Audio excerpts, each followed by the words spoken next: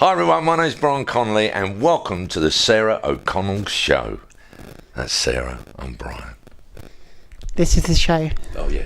Welcome to the Sarah O'Connell Show. Brian Sarah is very, very funny. You have to know that, ladies and gentlemen. She is very, very funny. So I'm going to try and compete with her, which I doubt. But ask me your first question, Sarah, that you've obviously sort of worked on for quite some time and analysed me as a person, as a character. So what is your first in-depth question? So my first question is, Brian, why have you got no trousers on today? Well, I just thought, hey, why not? You know, I mean, that's what it's all about. Off camera, I shall show you my tattoo on my bottom. You should, yeah. Yeah. Okay, you ready? So everyone, you will now get the reaction. I'm not going to show you. I'm not going to show you lot. Got to pay for that. That's going to be a separate premium. Ready? This is the tattoo on my bum. There is one as well. Are you laughing at it, Sarah? It's lovely. Thank you. There you go. See? And So you don't know what it is. No, But Sarah does. but it spells the word ooh. No, it doesn't. No, it doesn't. Sometimes people have a sort of like I've always thought of having a towel. You know, of course, there's Dangerous Brian and Larry the Lovehead's a puppet. So I think of having the sort of puppet towel sort of. But no, I'm not. I'm classier than that, ladies and gentlemen. Puppeteers go here. Yes, I don't even know what that means. But Exactly. yeah. Oh, I see what you mean. Yeah. Yeah. Never seen a behind-the-scenes puppet show thing. No, I haven't. No. It'd spoil it. I won't tell you. It'd ruin it. Okay. So, Brian, how are you today? I'm very well, thank you very much. Is that your in-depth question that you've given? That's the lot, yeah. Well, yeah, no, it's good today. I've had a coffee and I've got here, and the theatre looks beautiful, and I'm geared up for my show tonight. So, you know, it's whether to mention Michael McIntyre's Rolex, the Royal Wedding, or or what have you. Very topical, yeah. Oh, you got to be. I tell you, I often sort of do. I do some topical stuff up front, but then and I say, if you don't laugh, it's topical. You know, at least I made an effort on the way down here. You know, read the paper or something. That's exactly correct. Thank you very much. So, Brian, you started comedy at a very young age. You're still at a young age, but at a younger age. Up. I can't. It'd ruin the interview. Things I look like Bradley Walsh. That's because we use the same hair dye. That's all. But yes, 4 decades, ladies and gentlemen. I mean, it's quite incredible. And I always think, sort of, what is your achievement? And I would say it's just that I've survived and managed to sort of carve out a career. But I think, you know, being able to do the musicals and things like that, it's very weird. It's like an interview on a bus. You know, sort of. I feel as if I should be like that. Why can't you invest in 2 cameras? Good idea. Well, sometimes I zoom in, so it looks like there's different angles. Oh, you wait till you see, you're going to love it. All right. So you're going to get all arty and like shots of the hands. Throwing paint around. Yeah. Going to be recreating ghosts at one point. See, I can't keep up with this lady because she is naturally a funny person. Anyway, what was the question? I don't know, really. You have to rewind. So when you were 19, you were in a comedy show band called Tomfoolery. Correct. Yes, I was. Yes. It was a wonderful learning curve for me. I sort of absolutely fell on the job. Of course, comedy show bands aren't there anymore. They're normally a tribute band. Yeah. But we would, you know, weave in comedy in between sort of songs, and we would do like...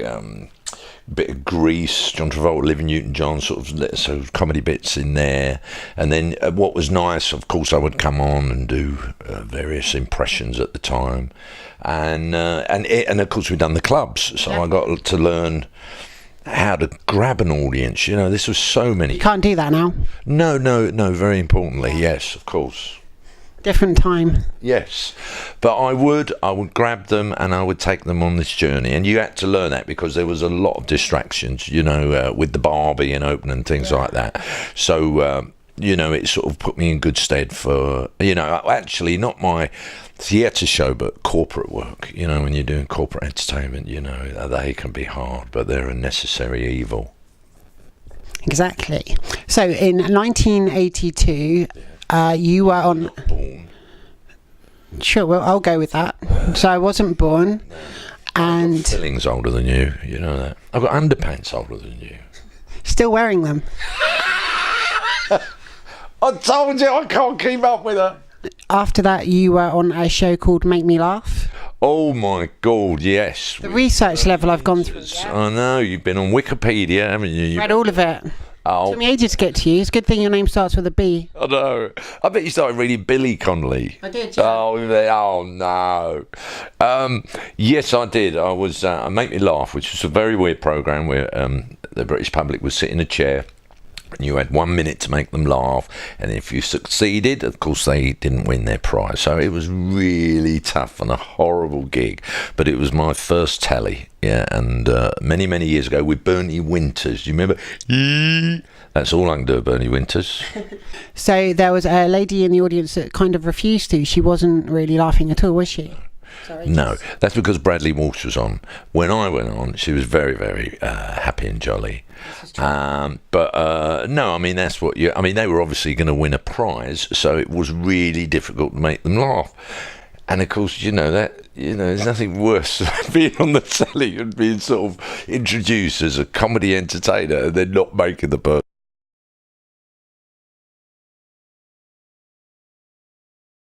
And then, so you continued to be on television, and then by 1989 you had your own show, which I believe was called This Way Up. Yes, well, fortunately, it was called Brian Conley This Way Up. And I Very true. got the job. I got the job because I am Brian Conley, and they thought, who could we get to play this? And I went, hang on, we'll get him. And it was called Brian Conley This Way Up, and people used to go, why is it called Brian Conley This Way Up? And so I used to say, it's called Brian Conley This Way Up because I feel that this show falls between the ethereal quality demanded by the intellectuals and the cultural necessity of the urban lifestyle for which it grew. Because it's a show of participant elimination, involving assessment, placement of unconstrained information in various diverse categories, culminating in a show worthy of its superiority. How comes I messed up the very last word? But anyway, yeah, and it done all right. I mean, it done okay because they gave me another series. This was on the telly when there was only 4 channels. We didn't have the X Factor. When I was on the telly, it was black and white. When I was on the telly, I got told to get off it. Really? Yeah. Oh, you were literally... Thrown out of Dixon's, yeah. Oh, that's good. I'm going to open up with that tonight. You should. It's a good one. So you introduce, you've got many characters, but you introduced one called Nick Frisby. Nick Frisby, of course, is a puppet, and he was famous for taking the mickey out of Philip Schofield and Gordon the Gopher. I had Nick Frisby and Larry the Loafer.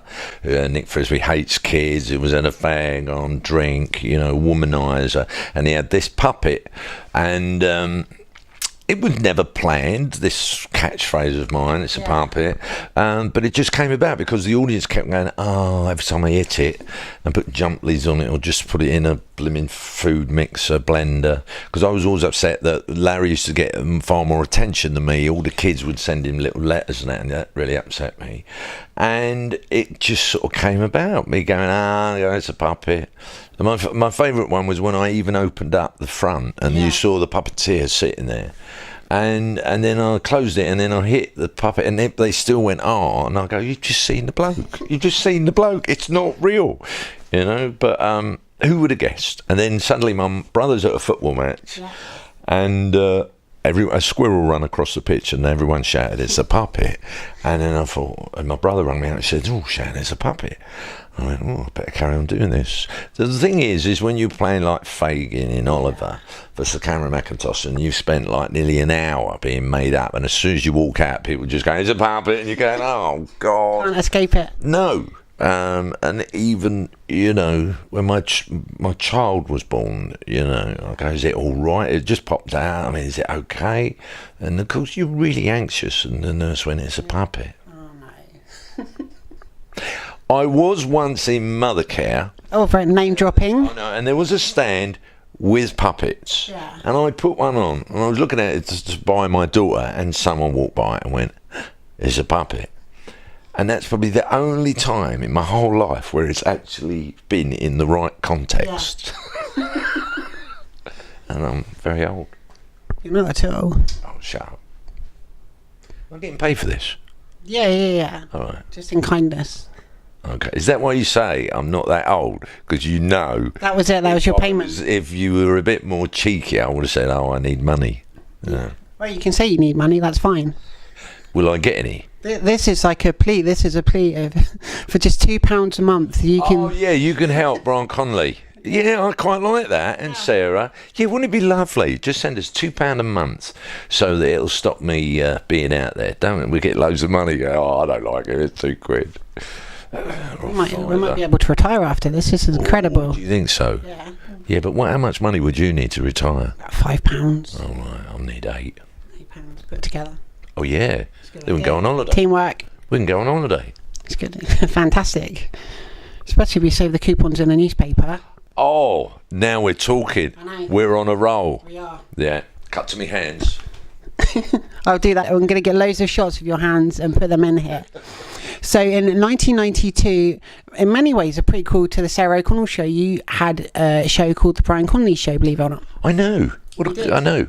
It wouldn't be funny if we'd both done each other's, but it's Brian Conley's show, and of course we in this way up we had developed sort of Nick Frisby and Puppet, and also Dangerous Brian. Now Dangerous Brian was a one-off sketch, and then suddenly we went, actually everyone likes this, and it was sort of, we were inspired by Evil Knievel, and just thought, oh, wouldn't it be great if we sort of developed this character who genuinely, how close are you going to get that mic? Very. Is it not very, is it a cheap mic? Because you're sort of like virtually out my nose. This is an internal microphone. This is an exploratory thing. Oh no! Instead of Get to know you inside out. we could do like an Through the keyhole surgery. I know. I love it. So anyway, so we developed Dangerous Brian, and then we took them to my big sort of Saturday night show, which I think is quite funny because they are all going on about Love Island at the moment, and it's got 2.5 million views, and everyone's delighted about that. Mine used to get 15 million because there was nothing else to watch. But yeah, I mean, I'm quite amazed by that, and I think that's maybe given me the longevity because quite a lot of the nation actually watched it, Absolutely. and I'm sort of growing old with my fan base. It does worry me that predominantly my fan base will be dead in the next 4 years. So I'm hoping that when I do my next tour, I'm just going to call it Bring the Grandkids, That's a good idea. give a bit more longevity to my illustrious career. Cut to me hands. Cut your hands. There's always a leveller to regards how famous you are, because in this, my name is Bryn. Brian. Coffee for Bryn. Sorry. Which helps keep tuna fish fresh in a tin. Do you know what? Brian Conley. Brian Conley helps keep tuna fish. No, that wouldn't work, would it? I'm dyslexic. Don't give me those sort of riddles. I can't appreciate alphabet soup. I'm all over the place. I can't even dance the YMCA. It's difficult. And you need to be a young man to do that anyway. Oh, I see now. It's all, see that? You know what I mean? It's only because it's been a long interview. So. I know we've only got up to 92. I know. I've been doing this for 4 decades. I know. So many questions. We're going to have to take this out on stage. Oh, do you know what? I think it would work. I'm telling you. I think we should. I know. What was the billing? Brian Sarah or Sarah Brian? I don't mind. Okay then. Well, should I be on top or at the bottom? Yeah, in the middle. Put the word thirst somewhere. Good. I know. I bet you're going to cut out all my funny bits, so you're really funny, and I'm just sitting there like that. That's basically what I do. Playing with my hands. I just like having people to talk to. You're not even going to... I bet there's nothing even in this. No, there isn't. Any film. No, I couldn't afford that. I'm getting that next time. And that is like a toilet roll with just a bit of sponge on. Basically. Yeah. That's the smell, just to explain. You can't smell it. I also use it for that. Scratch and sniff. Isn't it? No, I mean, we'd be like... So, Dangerous Brian... Yes. has obviously been involved in some death-defying stunts. Well done. What's the most dangerous? Yes. Well, he tried to pull 2 hairs out of his nose because that always really hurts. But no, what has he done that's really dangerous? Oh, God. Well, everything goes wrong. I mean, I quite like when he was fired out the cannon. I really like that one when he lighted the fuse and the cannon went down and he just was fired into the ground. And holding back 2 buses, that was quite funny because the buses were in reverse and just hit him like that. But I just love his confidence and his conviction and he thinking that he can do it, And it's very much me. It's very much me that I play really good, confident people that actually are a prat. You look and go, yeah. When Doug Digby in the Grimleys, which was this sadistic PE teacher, that was really dangerous, Brian. You know, the way he bounds in and thinks he's it, and then suddenly he gets knocked down with one line, which I think we're all like, really, aren't we? Yeah, exactly. Yeah. So you mentioned earlier that you and Bradley Walsh have a bit of a passing resemblance to each other, and that you've got the same head, basically. I know. Do you know what I'm worried about? You know my iPhone 10? Yeah. You know, it's face recognition. He'll be able to get into that, won't he? He'll be like that. Hang on, what's he got there? Oh, look at those photos. You know, Although but if you ever want a day off, you can just send Bradley in, or if you need a stunt double. Stunt double, because he's doing, he's now Doctor Who's assistant, which is, I can't believe it. I mean, just imagine that. It's fantastic. But no, we've known each other years, and I've even got, I posted this the other day, because I was wishing him his happy birthday, and this is how long we've known each other. Can you see that? And so is that you stood by mirror, or? Oh God, I know. It's uncanny. This was after a royal, and we're getting a bit too affectionate there, I feel. But anyway, there you go, ladies and gentlemen. That's another one. It's beautiful. No, I think alcohol was involved in that, but no, I've known him years, and we genuinely get on, and whenever we see each other, we have a lot of fun. Yeah. That's fantastic. So your show returned in the year 2000 for another 3 series, I believe, and there were some huge stars on there, Leslie Nielsen. Yeah, and it was lovely doing that. You know, I did find that very sort of, I was in awe of these people, and I did find it difficult. But what I did notice, that if you say their book's good or their film, they never question that. Because I always thought, I can't say their book's good because I haven't read it. I ain't got time to read it. I've got all these famous people coming on every week. And I'm dyslexic. And I... so you're a light reader? Yeah. That's great, a light reader. So, I was on that, and I used to go, that book, lovely, wonderful book. And I go, thank you very much. So no one ever questions it. Oh, the film. Or, how did you work on... See, people always say that. You know, when you have the green screen, how do you work when there's nothing there, just a couple of tennis balls? You know, and I would always say that on every one, no matter what it was. It's a good question. I know, because people always say that, don't they? No. You know, Jurassic Park. How did you work with just a couple of tennis balls and it wasn't there? Exactly. I acted. Speaking of which, you did quite a lot of acting, and in 2002, I think you were in the film Equilibrium with Christian Bale. Christian Bale, of course, is Batman, and yes, it's quite amusing actually. But I always said that films were my hobby. You know, I'd enjoy sort of going, if I weren't doing anything, go for an audition, and blow me, I don't think they ever knew what I really done. You know, if they thought that I was the bloke who said it's a puppy, and but it was a quite dramatic part, and I was thrown across a room, and I think the one thing I learned about Christian Bale, he does it for real. When they call it like blocking through, when you sort of wander around the set and you go, right, we're going to put the lights here. This is always very early in the morning. We're going to do that there. And and then you do the scene, and then you go away, get your makeup on, and they all dress it and do what they do. Well, we were just wandering about, not in our clothes, just got out of bed, and he said, right, and he said, Christian, do you think you could do the scene? Well, now you would have thought there was 12 cameras on us. He grabbed me, he chucked me, he was like, dude, I forgot what I was meant to say. I thought, I bet there must be a secret camera on us. Why is he going mad like this? Can't he just pace himself? But it was great. It was lovely to do. And when I did go and see it, sadly I wasn't at the premiere because I only had 3 lines. But I did go and see it at my local cinema, and so I said, I'm sure that was Brian Conley at the end. I'm sure that was, you know. And so Brian, what was it like working with a green screen and just having a couple of balls on the screen? Whose balls were they, by the way? You never did clarify that.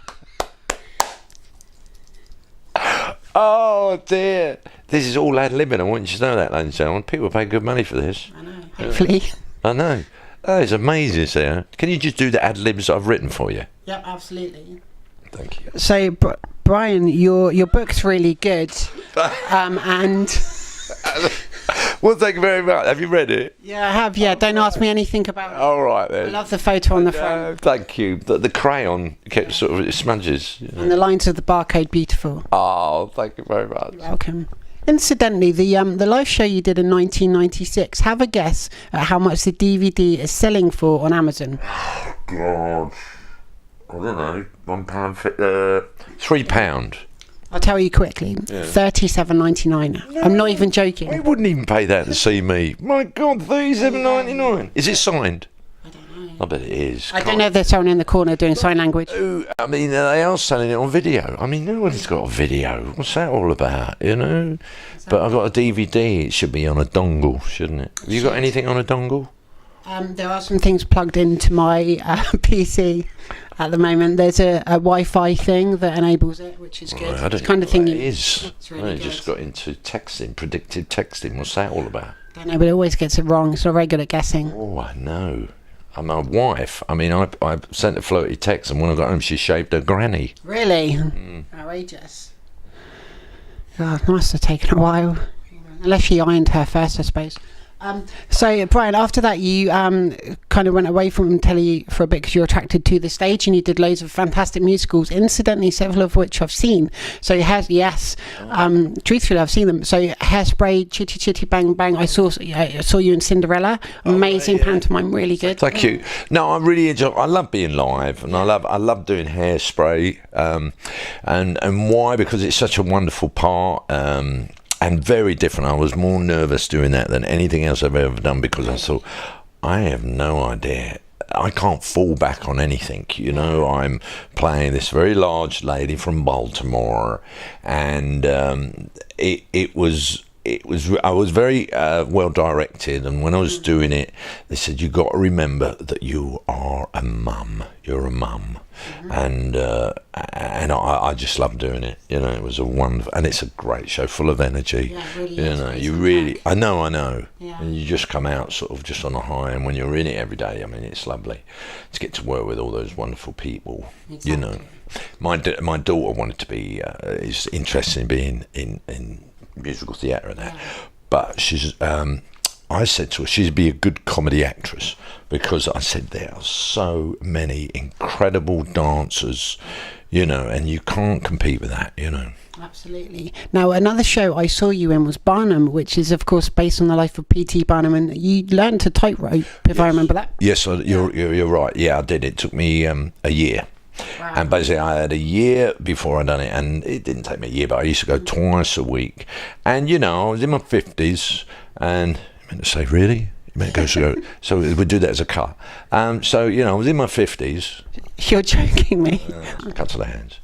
And thank you. And I had to learn to walk on a tight wire, and it was wonderful, you know, learning this new skill, which I never ever imagined I could do. I was at circus school, and I was surrounded by professional people, and it all went out the window when I was doing it live. Suddenly you're standing in front of 1,500 people. Do you like that? 15, sometimes 2,500. You know, it's a good show, and you've got to do it, and it's the end of the first half, you know, and it's a metaphor for what's going on. He's having this affair, that woman's there, his wife's here, and he's walking this tight wire, and it was genuinely scary. I'll never forget the first time I've done it, and the audience knew it was the first time, and I virtually got a standing ovation when I got to the other side. You know, but it was a great show, and for Cameron McIntosh, you know, so Cameron, to have the honour of doing that, and also to play Fagin in Oliver for Sir Cameron, you know, is amazing. And I had him on speed dial for a little while. It's fantastic. Now, speaking of Barnum, or P.T. Barnum, there has been a film recently called The Greatest Showman. Have you seen that? What did you think of it?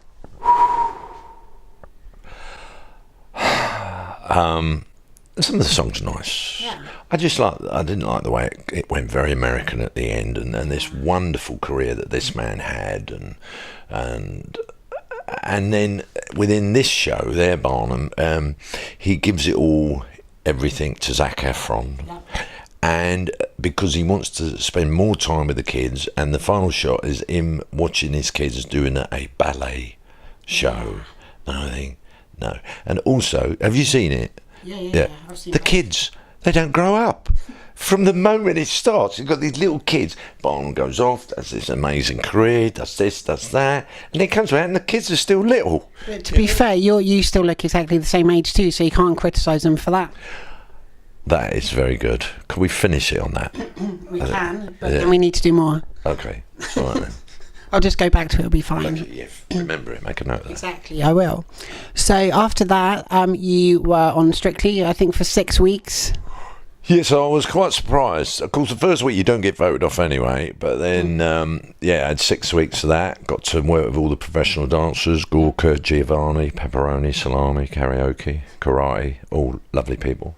And it was a wonderful experience for me, my family. We loved the show, and, I knew I was never going to win it, but just to be in it for a little while was, and the most nerve-wracking. Because the nation watches it. There's 11 million people. Of course, as I said earlier, my show was getting 15 million, but it wasn't live, and I wasn't. What's your biggest show up until this one? That's right. Well done. Thank you. Was that on auto cue, that bit? Basically, yeah. Yeah, okay. So, cut to the ends.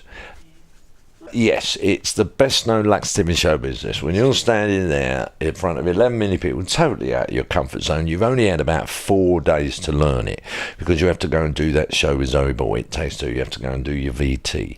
So all this mounts up, and suddenly you're like, I need to learn it. So you've got 4 days, and then you're going out live, and it's very much character building. It sorts the men out from the boys, because it really... And I must say, it did. I felt... quite chuffed that I could do that. It really sort of instilled a little bit more confidence in me. Not that I need it, to be honest.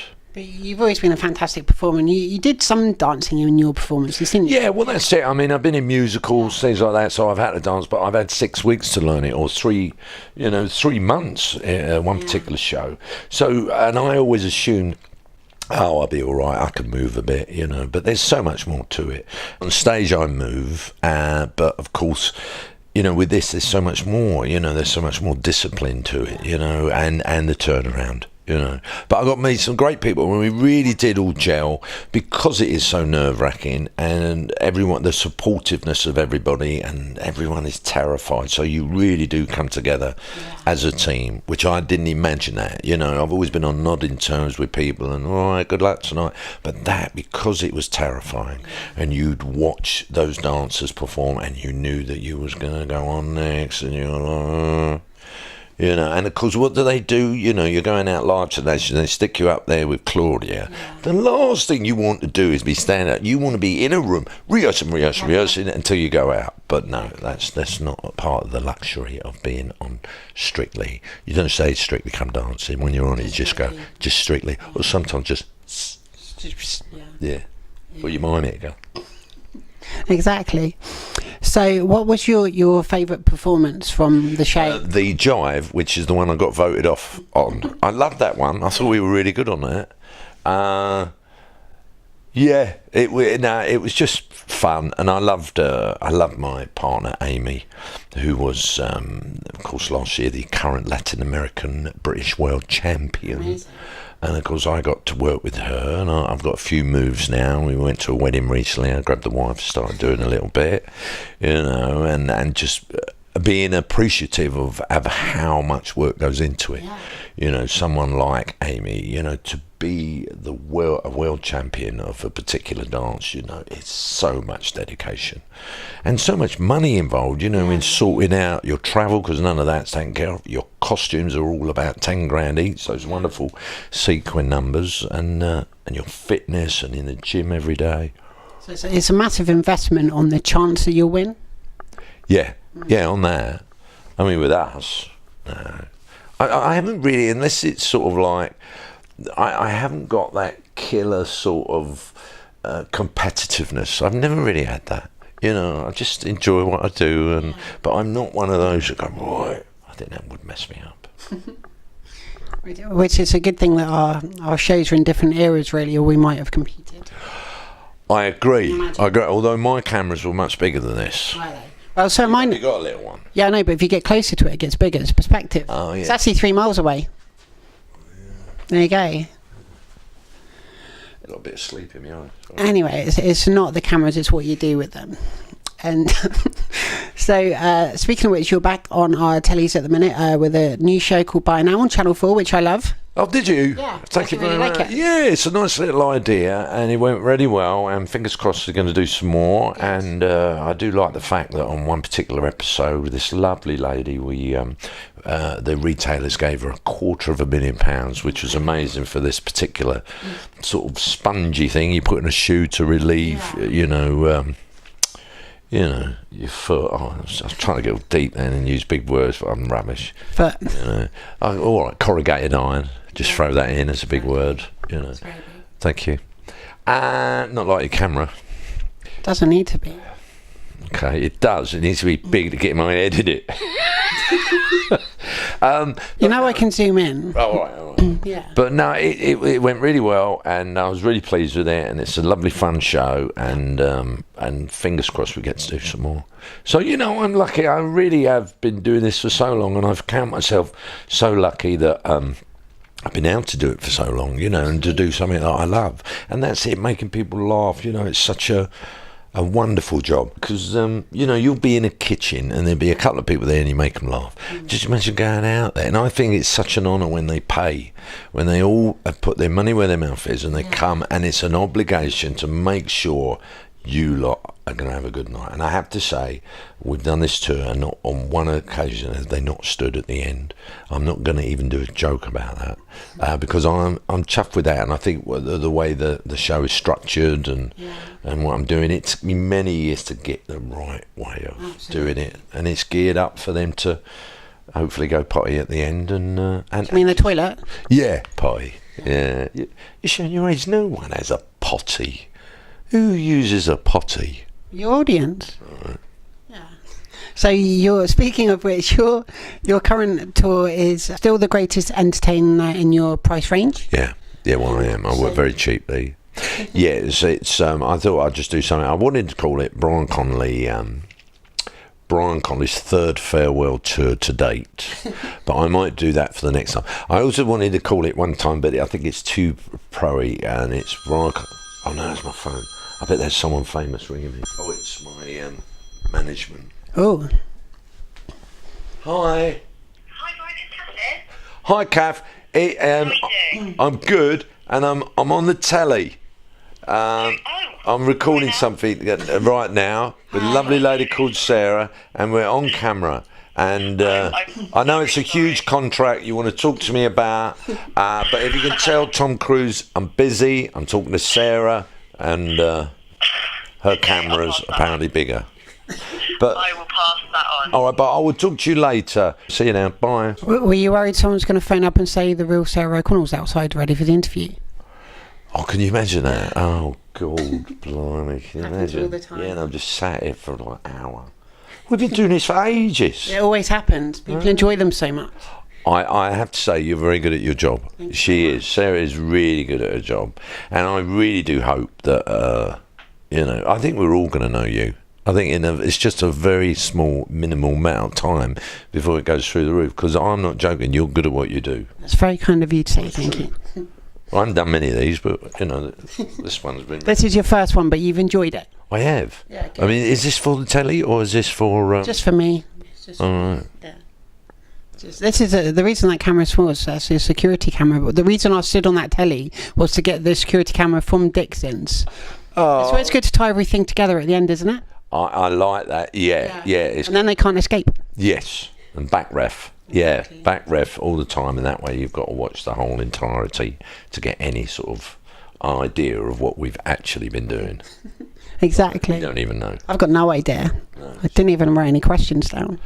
She did, but she didn't need to. What are you working on next? So your tour's wrapping up on Sunday, I believe? Yeah, and I'm old now, and so I've done my tour. I look forward to pantomimes, and yes, it's probably a swear word, but I don't mind, and I do corporates as well.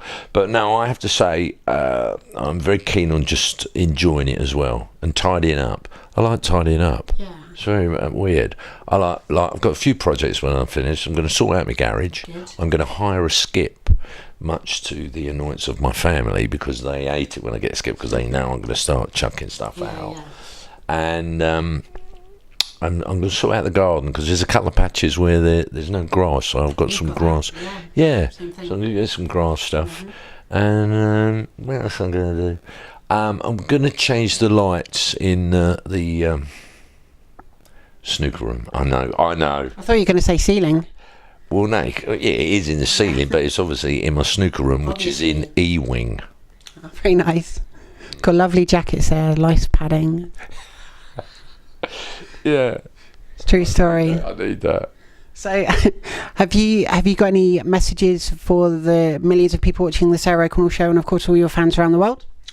I would like to say to you all, thank you for watching this, and I genuinely think Sarah O'Connell is absolutely really, really good, and I think we are just moments away. I really do mean that. You know your stuff. She knows the stuff, and I'll tell you what, you just relaxed to me, and I've oozed stuff out that I don't normally ooze out. I've got wellies on. See? Finish on the gag. Exactly. So why am I going to be gagging?